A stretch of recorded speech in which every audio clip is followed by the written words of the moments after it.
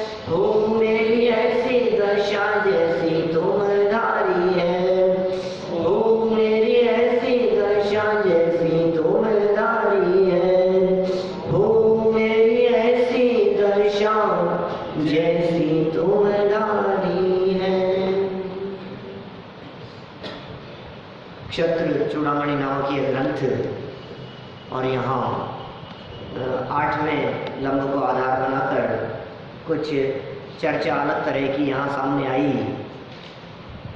ग्वालों की गायें चोरी कर चली गई थी। वे दौड़ते हुए राजा के पास में आए। राजा ने उन्हें आश्वासन दिया और एक प्रकार से चुराने वालों ने मानो चोरों को ललकारा हो, राजा को ललकारा हो, चुराने वालों ने। यह बात एक प्रकार से राजा के अपमान की बात थी। जीवंदर कुमार भी उस अपमान को बर्दाश्त न कर सके और वे दौड़ते हुए वन की ओर चले गए। कि किसकी हिम्मत है जो हमारे यहाँ इस राज्य से गायें चुरा करके ले जाए। जब वे दौड़ते हुए वहाँ पहुँचे तो अचानक देखते ही चेहरे खिल गए। कारण क्या था कि जो गायें चुरा करके ले गए थे वे कोई और नहीं थे, उन्हीं के मित्र थे जिन्होंने मिलने की अपेक्षा से ही गायें चुराई थी। वे जीवंदर कुमार के स्वभाव को बहुत अच्छी तरह से जानते थे कि चोरी चले जाने की खबर सुनकर जीवंदर कुमार अपने आप को रोक नहीं पाएंगे और वे निश्चित ही दौड़ते हुए जंगल की तरफ आ जाएंगे। उनसे मिलने के लिए इससे अच्छा और कोई बहाना नहीं हो सकता है। फिर बहुत सुंदर यहाँ बात कह दी, मित्रों के मिलन के संदर्भ में बात कही। मित्रता किस तरह की होती है? जहाँ दोनों तरफ चित्त में आनंद हो, चेहरे पर प्रसन्नता हो। नीतिकारों के माध्यम से एक और विशेष बात कह दी गई जिसमें यह कहा गया कि सुनो भाई, एक तरफा प्रीति अत्यंत दुख देने वाली होती है। और उस एक तरफा प्रीति का खुलासा करते हुए हमने आपके बीच में ये बात कही कि सुनो, ये जो एक तरफा प्रीति है ये देह के प्रति है आपकी। शरीर हमसे स्नेह नहीं करता, हम शरीर के पीछे मरे जा रहे हैं शरीर संभालने के लिए। युगल जी बाबू जी कहते हैं, जिसके श्रृंगारों में मेरा यह महंगा जीवन भूल जाता, अत्यंत अशुचि जड़ काया से इस चेतन का कैसा नाता। इस चेतन का कैसा नाता है इस देह से, लेकिन फिर भी आईने के सामने खड़े होते हैं और शरीर को संभालते रहते हैं। सुबह से शाम तक जितनी क्रियाएं होती हुई दिखाई देती है उसमें 99.9% क्रियाएं इस देह के लिए होती है। चाहे वो सोना हो, चाहे जगना हो, चाहे घूमना फिरना हो, चाहे खाना पीना हो, चाहे नहाना धोना हो, सब कुछ तो कमाना भी शरीर के लिए। इसकी मुख्यता से सब काम होते हैं। इसी की मुख्यता से हो रहे हैं, देह की मुख्यता से काम हो रहे हैं। हम आपसे पूछते हैं, एक बात बतलाओ, देह तुम्हें कितना चाहती है? अजीब है। अजीब है वो तो। शरीर तो कुछ चाहता ही नहीं है। तो बोले सुन, ये तेरी एक तरफा प्रीति तुझे अत्यंत दुख देगी, इसलिए देह के नेह का त्याग करो, तन से तन्मयता को छोड़ो। ये तन की तन्मयता अत्यंत दुख देने वाली है। न केवल शरीर के प्रति अपनापन एक तरफा है, अपितु धन संपत्ति वैभव आदि के प्रति अपनापन भी एक तरफा है, क्योंकि वो भी सब जड़ है। कल तो हमने ऐसी बात भी कही थी, मकान टूटता है, दरार पड़ती है तो तेरे आंख से आंसू बहते हैं, और तू छोड़ करके भी चला जाए, मर भी जाए तो मकान के कोई फर्क नहीं पड़ता। दुख देने वाला है। धन चला गया, पैसा चला गया, मकान चला गया, संपत्ति चली गई, शरीर बिगड़ रहा है, शरीर की स्थिति बिगड़ रही है, तू रोता जा रहा है, और शरीर और बाह्य संपत्ति वैभव आदि को इसकी रंच मात्र भी परवाह नहीं है। बोलो क्या करें? छोड़ो ना। देह के प्रति क्यों अपनापन लिए बैठे हो? देह के प्रति जिसने अपनेपन का त्याग कर दिया, उन्हें जगत में कहीं दुख का कोई कारण हो नहीं सकता। बोलो, तन से जिसका ऐक्य नहीं हो, अमित गति आचार्य कहते हैं, भावना 32 सामयिक पाठ है उनका, अमित गति आचार्य का, सुनिए लाइनें।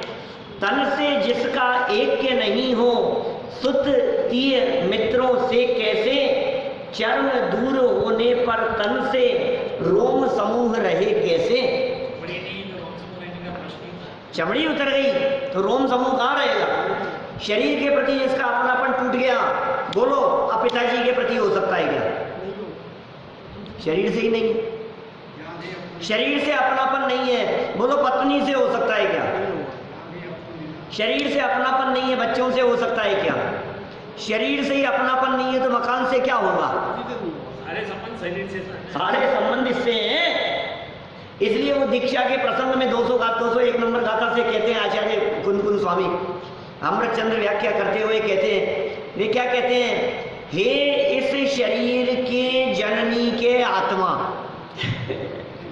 अभी पढ़े ना, हमने सुना ना वहाँ दादा प्रवचन कर रहे, प्रवचन सार पे शिविर में।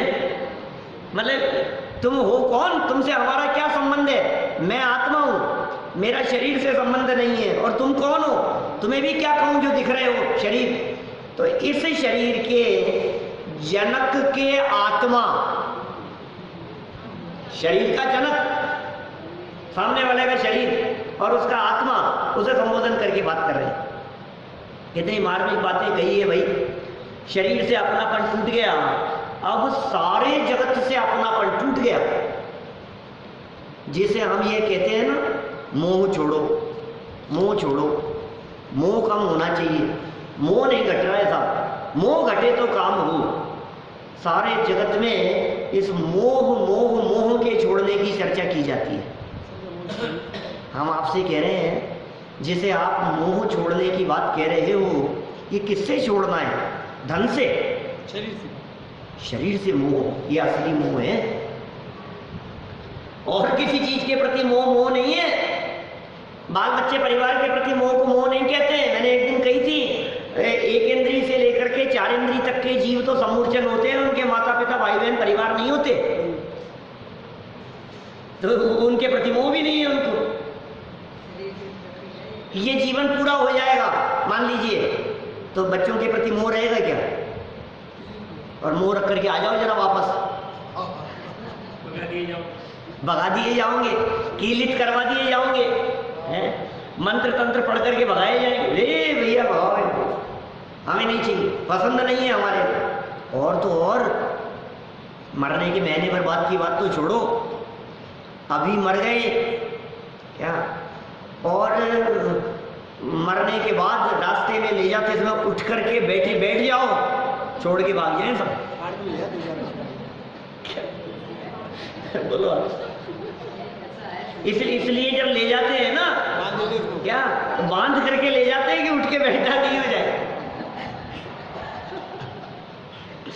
आप बताओ क्या क्या झमेला है? जबरदस्ती उसको 10 तरह से बांधेंगे, रस्सियों से बांधेंगे शव को, उठ करके बैठा नहीं हो जाए टाइट बांधते एकदम क्या? और सुनो, क्या डर इतना लगता है उससे क्या कि 4 आदमी मिलके छोड़ने नहीं जाते, 40 और 400 को फोन करते हैं कि भाई सब आ जाओ, लेकर के चलेंगे। सब मिलकर के जाते उसे ले जाते समय, और फिर ले जा करके भी वहाँ शमशान में या जंगल में ले जाके छोड़ के नहीं आ जाते,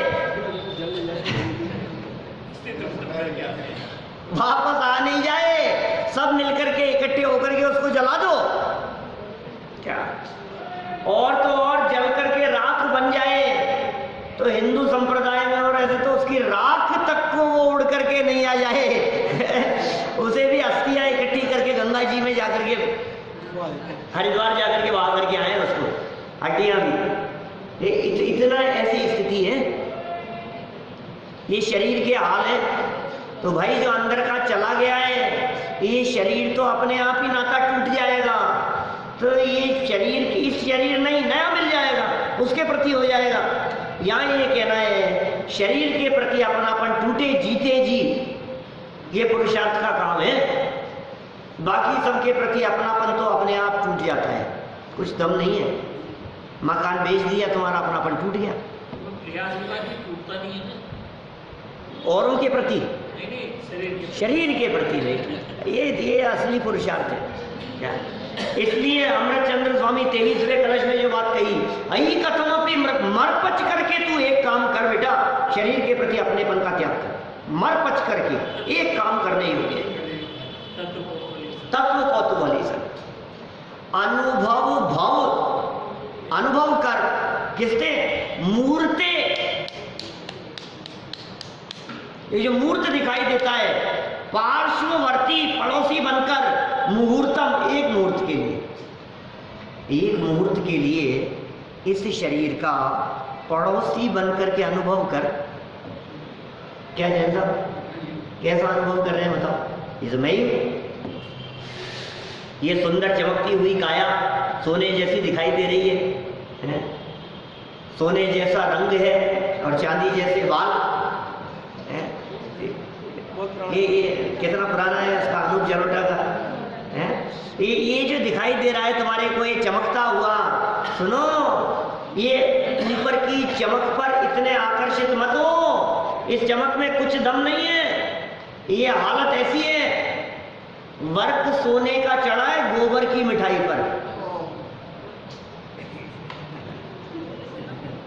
ये जो वर्क चढ़ा है, वर्क है ना, वर्क सोने का, गोल्ड का वर्क, और किस पे चढ़ाओ, गोबर की मिठाई के ऊपर चढ़ाओ, ऊपर गोल्ड का, आपको चमकती हुई दिखती है मिठाई, इतनी सुंदर दिखाई दे रही है। ये ऊपर से मक्खी के पंख बराबर इतनी पतली, वो परत उतार करके देखे तो हालत ऐसी है कि तुम आंखों से देख नहीं पाए, तुम वहां खड़ा नहीं रह सके, देखना बर्दाश्त नहीं हो।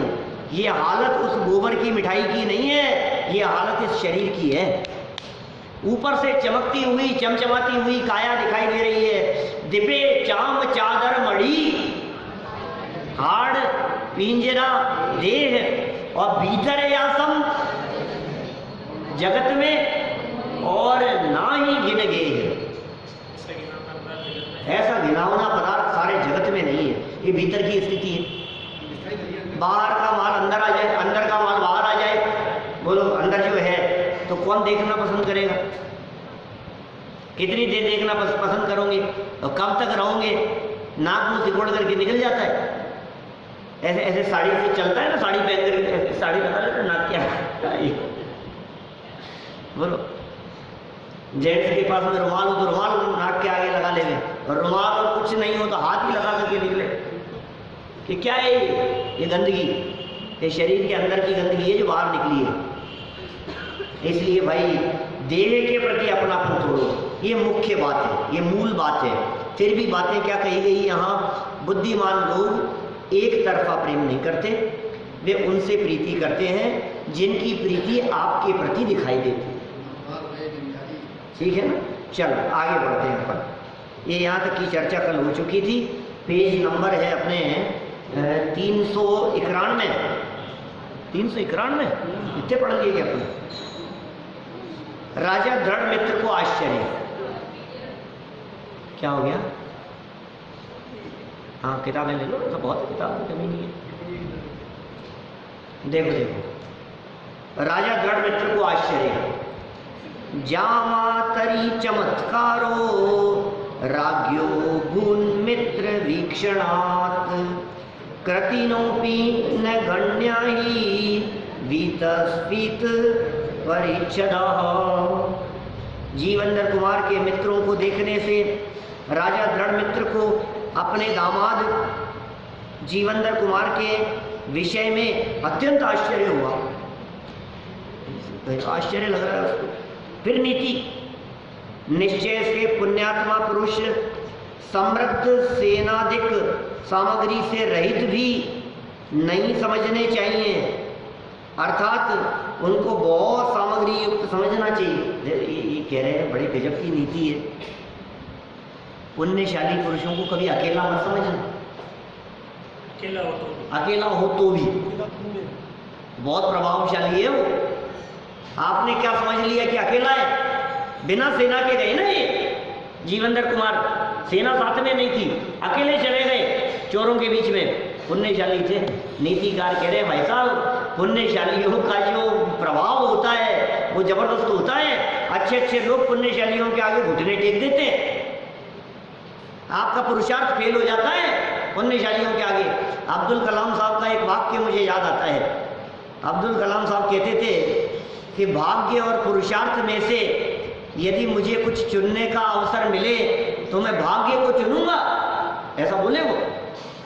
उनका वाक्य है बहुत प्रसिद्ध। भाग्य और पुरुषार्थ में से यदि मुझे कुछ चुनने का अवसर मिले तो मैं भाग्य को चुनूंगा, क्योंकि मैंने अच्छे अच्छे पुरुषार्थ वालों को भाग्य वालों के यहाँ नौकरी करते देखा है।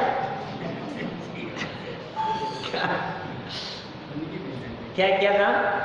अच्छे अच्छे पुरुषार्थ करने वालों को मैंने भाग्यशालियों के यहाँ नौकर बनते हुए देखा है, नौकरी करते हुए देखा है। भाग्य ये चीज है, ये भाग्यशाली है, ये पुण्यशाली है। चक्रवर्ती कितने कक्षाएं पढ़ करके आता है बताओ, कितना पढ़ा लिखा होता है? सेठ जी कुछ नहीं पढ़े लिखे हो क्या, और पढ़े लिखे अच्छे अच्छे IAS को अपने यहाँ नौकरी पर रखे। बोलो, सामने है ना, सब दिखते हैं ना, मंत्री लोग दिखते हैं, सेठ लोग दिखते हैं, सब सर सेठ हुकमचंद जी। हाँ, कुछ नहीं, एक अक्षर पढ़ना नहीं आता। बोलो, पढ़ना लिखना नहीं आता। ऐसे बड़े बड़े सेठ आपको आज भी बहुत मिलेंगे। सेठ जी कुछ नहीं, छठी क्लास पास भी नहीं है, और जो उनके यहाँ काम करते हैं मुनीम, वो CA MBA काम करने वाले लोग, उनकी जी हजूरी करते हैं। बोलो, तो भाग्य तो ऐसा ही है। इसलिए भाई साहब, भाग्यशालियों से कभी टक्कर मत लेना। क्या ये सब पुण्यशालियों का काम है। ये नीतिकारों ने कह दी ये बात। देखो, अब अब्दुल कलाम ने कहा क्या पढ़ा होगा, लेकिन अनुभवी व्यक्ति थे बहुत। नहीं, राष्ट्रपति तो बहुत है क्या, लेकिन आज राष्ट्रपतियों में भी कौन याद करता है? कौन से राष्ट्रपति को बताओ? ज्ञानी जैल सिंह जी भी थे, कौन याद करता है उनको? याद करने लायक ही नहीं। बोलो, कितने कितने लोग, कितने राष्ट्रपति कितने हो गए, कितनों के नाम जानते हो? लेकिन भाई साहब, अब्दुल कलाम साहब, उनको बच्चा आज कॉलेज का, उनके ज्ञान के पीछे, उनकी योग्यता के पीछे, उनके अनुभव के पीछे, उनका एक्सपीरियंस और सब कुछ है। मांसाहारी नहीं थे, शाकाहारी थे। क्या उनका जीवन था, उनकी योग्यता, भाई साहब जबरदस्त व्यक्ति थे, व्यक्तित्व थे वो। खैर देखिए, यहाँ तो क्या बात कह रहे हैं नीतिकारों ने, क्या बात कह दी है हमारे सामने।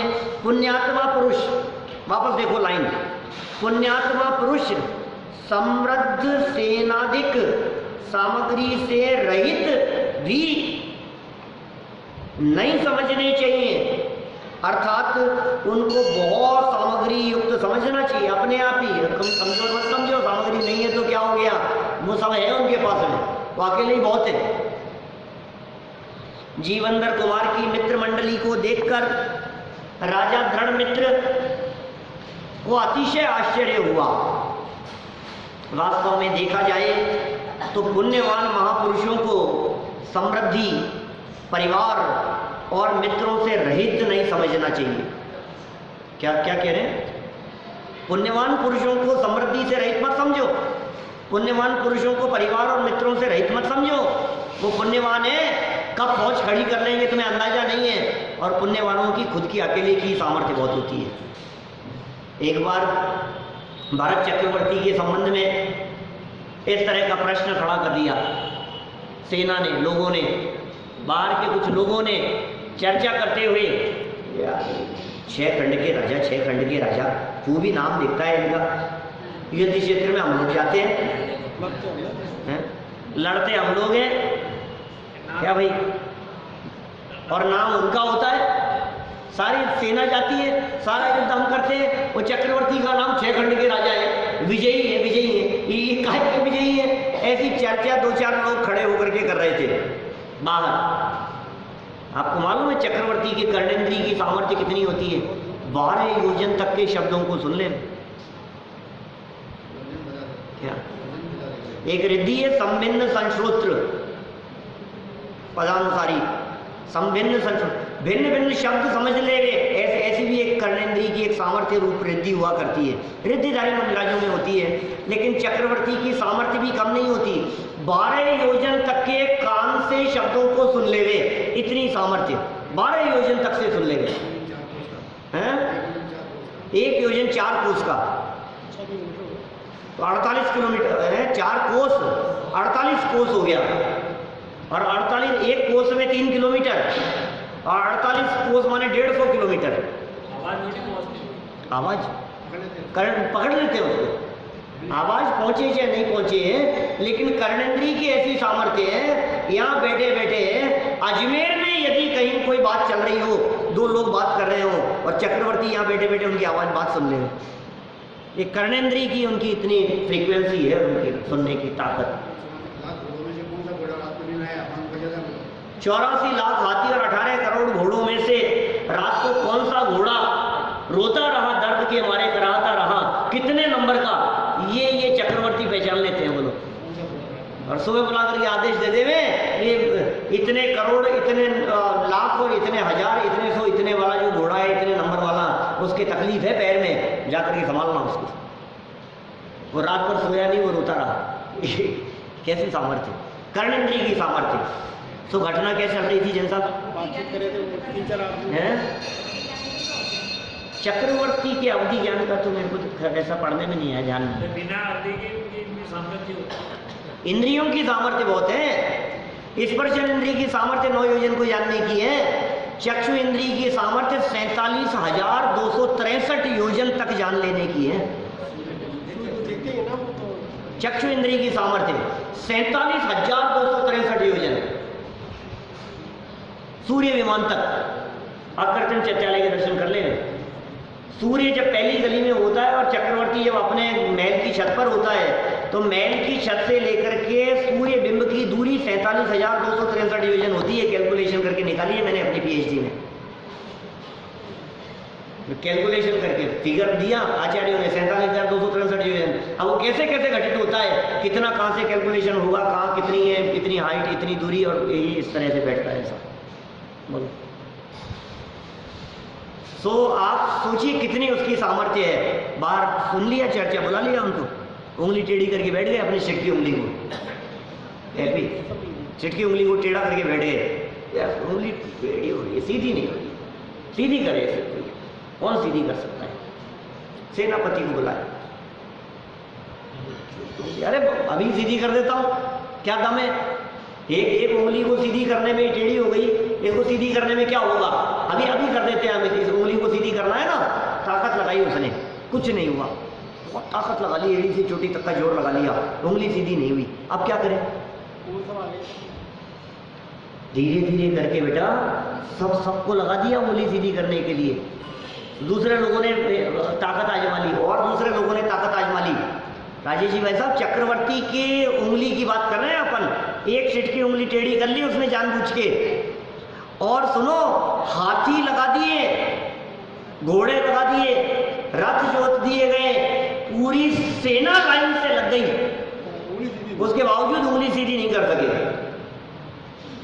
84 लाख हाथी, 18 करोड़ घोड़े लग गए। चक्रवर्ती की सामर्थ्य की बातें पुराणों में लिखा है, काल्पनिक कथा नहीं है, लेकिन उसकी शक्ति परीक्षण के संबंध में आचार्यों ने कथन लिखे हैं। फिर क्या हुआ, जानबूझ के की थी ना, जब सब लोग ताकत लगा रहे हैं खींचने के लिए, उन्होंने को सीधा कर दिया, सारे के सारे आराम से पीछे जाकर के गए।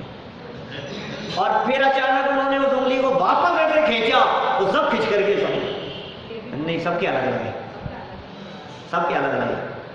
देखो चक्रवर्ती की सामर्थ्य अलग है, नारायण की सामर्थ्य अलग है, प्रति नारायण की बलभद्र की अलग है, सबकी सामर्थ्य अलग अलग अपने अपने पुण्य प्रमाण होती है। वज्र वृषभ नाराज सैनन तो सामान्य लोगों के भी होता है। वज्र वृषभ नाराज सैनन तो जो उनकी जितने सिपाही थे, सैनिक थे और जो लोग थे उनके भी वज्र वृषभ नाराज सैनन हो सकता है, क्योंकि चक्रवर्ती के साथ में दीक्षा लेने में मोक्ष भी चले जाएं, उनकी सेना में सिपाहियों में कितने लोग होंगे, हजारों लोग होते हैं, जा सकते हैं कोई भी। मोक्ष जाने की योग्यता है वज्र वृषभ नाराज सैनन। क्या है ये वज्र वृषभ नाराज सैनन? नाम सुना है कभी? कहाँ है? नामकरण की प्रकृतियों। आज बच्चे सुनाने वाले हैं कर्मों की 148 प्रकृतियां, साथ में भी हो जा सकता, सामर्थ्य पावर वाली बात है। बच्चे 148 कर्म प्रकृतियां सुनाएंगे जैन साहब, क्या जुलिया? कितनों को याद है यहाँ बैठे लोग? सब दिल थाम के बैठना, जिन्हें नहीं हो वे हिम्मत रखना। 148 नाम, क्या बात कर रहे हो आप? जो सुनाने वाले 6 बच्चे हैं, कितने हैं अभी? नाम की 93, पूरे कर्मों की 148 है, पूरे कर्मों की 148 सुनाने वाले। चलो खैर कोई बात नहीं, वो तो सुनेंगे अपन पूरा करने के बाद। अभी तो बात ये चल रही थी उसकी ताकत चक्रवर्ती की। ऐसा मत समझ लेना कि वो अकेला है। बात क्या कही जा रही थी? पुण्यशाली है, महापुरुष है, अकेला मत समझो, वो अकेला ही बहुत है। ये जितनी हिंदी मूवी आती है सारी पिक्चरों में वो हीरो अकेला ही काफ़ी होता है पूरी लोगों पे, ऐसा ही है ना? तो यहाँ चक्रवर्ती सम्राट हीरो है, यहाँ जीवेंद्र कुमार हीरो है हमारे इस पिक्चर के। ये जीवेंद्र कुमार अकेले ही बहुत है, कितने भी लोग आ जाओ। विशेष अर्थ देखिए, राजा दृढ़ मित्र को अपने जवाई जीवेंद्र कुमार के पुण्य प्रताप, समृद्धि, परिवार और मित्र मंडली का पता ही नहीं था, उसको मालूम नहीं था। अतः उनको जीवेंद्र कुमार की मित्र मंडली को देखकर ही अतिशय आश्चर्य हुआ। भाई और मित्रों के मिलन से जीवेंद्र कुमार का आनंदित होना, भाई भी मिल गया, नंदाटे आ गया था और वो भी आ गए, बहुत आनंदित हुए। समित्रावर जोरस्य गतिमात्र मसौकृति एकेच्छा नाम तुच्छानाम नहिन्य संगमात् सुखम। छोटे भाई और मित्रों सहित विद्वान जीवेंद्र कुमार अत्यंत हर्षित हुए।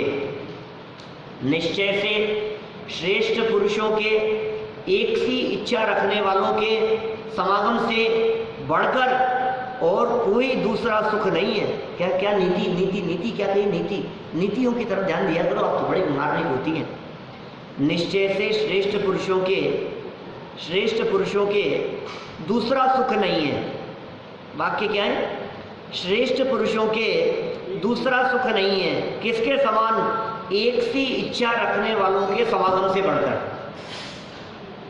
अच्छे लोग होते हैं ना, श्रेष्ठ लोग, आप हम जैसे लोग जो हैं क्या, तो अपनी जैसी रुचि रखने वाले स्वाध्यायी लोगों को देख करके, समागम देख करके कितने प्रसन्न होते हैं। एक रुचि वाले एक मंच पे सहज आ जाते हैं। हाँ, एक रुचि वाले एक मंच पे सहज आ जाते हैं। एक रुचि वालों का संगठन अपने आप बन जाता है। एक रुचि वालों का आपस में एक दूसरे के साथ में सामंजस्य दिखाई देता है। एक रुचि वाले लोग आपस में एक दूसरे को देख करके प्रसन्न हो जाते हैं। हाँ, ऐसा ही है। चाय पीने वालों का ग्रुप अलग बन जाता है, गुटखा खाने वालों का अलग बन जाता है, पढ़ाई करने वालों का अलग ग्रुप बन जाता है। अपने आप ही ऐसा होता है, सहज में देखा जाता है ऐसा। तो ये तो नीति है भाई। देखिए सरल अर्थ नीचे, अपने मित्रगण और छोटे भाई नंदाटे से मिलकर पुण्य पुरुष पुराण पुरुष भी कहते हैं इनको, पुण्य पुरुष भी कहते हैं। उसमें आती है ना, आप लोग जो पूजा प्रतिज्ञा पाठ बोलते हैं, पुराण पुरुष हैं, क्या क्या शब्द है वहाँ? पुरुष पुराण, अरहंत पुराण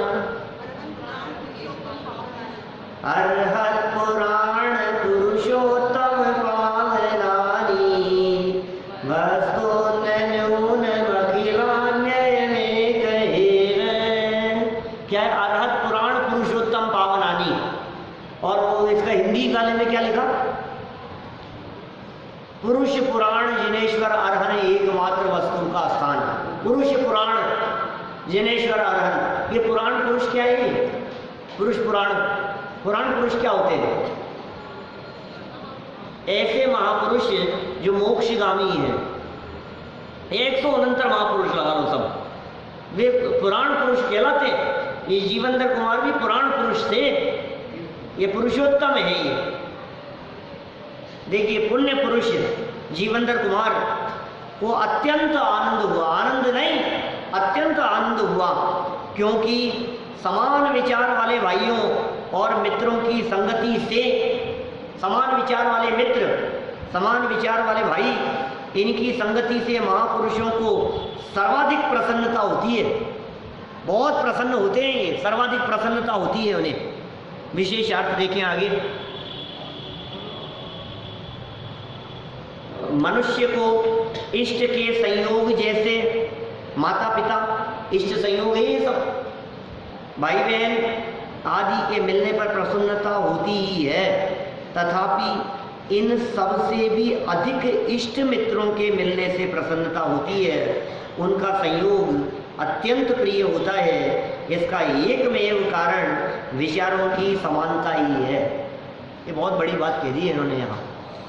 विचारों की समानता जहाँ होती है ना, उन्हें देख करके चित्त प्रसन्न हो जाता है। आप जैसे विचार वाले लोग मिल जाएं, क्या आपको चेस खेलने में बहुत आनंद आता है, और सामने कोई ऐसा आ गया जो चेस खेलने वाला है, तो फिर देखो आप साथ में बैठ के खेलते। माने विचारों की समानता जहाँ होगी, इसलिए समान विचार वालों में बहुत पटती है। लाइक माइंडेड कहते हैं ना अपन, एक जैसे विचार वाले हैं, जैसे हमारे विचार वैसे इनके विचार। और तो और इतनी बात से खुश हो जाता है कि अरे आप चाय नहीं पीते, मैं भी नहीं पीता यार। इतने से विचार मात्र से खुश हो जाता है सामने वाले के इतने से विचार सुन करके। ये कह रहे हैं जहाँ समान विचार दिखाई देते हो, समान स्वाध्याय करने वाले दिखाई देते हो, समान खेलों में खेलने वाले दिखाई देते हो, समान पठन पाठन वाले हो, समान बुद्धि वाले हो, एक समान हो, तो आनंद ही कुछ और होता है। ट्रेन में सफ़र करते हुए भी यदि सामने वाला व्यक्ति हमारे जैसे विचारों वाला मिल जाए तो सफ़र बहुत अच्छा कटता है। एक जैसे विचार वाला हो तो बोलो, आप यदि सामने वाला व्यक्ति आप जैसे विचारों वाला मिल जाए, और बात करते करते आप कहीं दक्षिण भारत से आ रहे थे, और बात करते करते पता लगा कि आप कहाँ जा रहे हैं, कि जयपुर, कि हम भी जयपुर ही जा रहे हैं। अब इतनी सी बात में कितनी प्रसन्नता होगी। इतनी बात मिल गई ना कि वो भी जयपुर के और हम भी जयपुर के हैं, और बाद में मालूम चला कि आप कहाँ से आ रहे हैं, कि श्रवण बेलगोला वंदना। अच्छा जैन है आप भी, क्या हम भी उधर से ही आ रहे हैं। फिर क्या होता है, और कितनी प्रसन्नता हो जाती है। फिर बातें शुरू हो जाती है, फिर आपसी चर्चाएं शुरू हो जाती है, फिर समाज को लेकर के, इनको लेकर के, और जो भी बातें हों, और फिर उनमें स्वाध्यायी व्यक्ति हो, बोलो आत्मा परमात्मा की बातें करने वाले हो, 6 द्रव्य 7 तत्व की चर्चा करने वाले हो। मुमुक्षु मिल जाए, बोलो ज्ञान जी साहब मुमुक्षु ही हो, पहचानते नहीं थे अपन, और मालूम चला बात करने पे तो कितना प्रसन्न होता है चित्त। फिर तो टिफिन खुल जाते हैं भाई साहब। क्या विनोद जी कोटा वाले जयपुर रहते हैं यहाँ? हाँ, होता ही है इसी तरह, सहज हो जाता है इस तरह का। हाँ, ये समान प्रीति वालों के संदर्भ में इन्होंने यहाँ ये नीति कही है।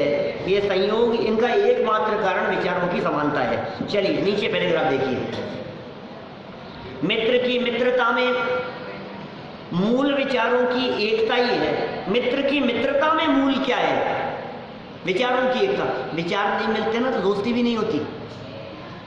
विचार मिलेंगे तो दोस्ती होगी। पढ़ने वालों की दोस्ती पढ़ने वालों के साथ में होगी और क्लास से बंक मारने वालों की दोस्ती उनके साथ में होगी।